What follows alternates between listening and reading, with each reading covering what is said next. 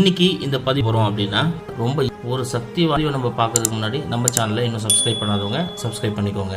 நிறைய பேர் எனக்கு கால் பண்ணி இன்ஸ்டண்ட்டாக வசியம் செய்யக்கூடிய வசிய முறை ஏதாவது சொல்லுங்க அப்படின்னு சொல்லி கேட்டிருந்தீங்க. உங்களுக்காக மிக ரகசியமாக வைக்கப்பட்டு நீங்கள் செய்யறது அப்படின்றத இந்த பதிவில் நான் உங்களுக்கு சொல்கிறேன். கவனமாக கேட்டுக்கோங்க. இப்போ இந்த வசிய திலகம் செய்யறதுக்கு உங்களுக்கு என்னென்ன பொருள் தேவை அப்படின்னு பார்த்தீங்கன்னா, கஸ்தூரி மஞ்சள், சிகப்பு சந்தனம், பன்னீர். இந்த பன்னீர் மட்டும் ஒரிஜினலாக கிடைக்கிறதா வாங்கி நல்லா குழைச்சி அதை ஒரு குங்கும சிமில்ல வச்சுக்கோங்க. நீங்க காலையில குளிச்ச உடனே இதுல இருந்து கொஞ்சமா தெரியுற மந்திரத்தை பாருங்க.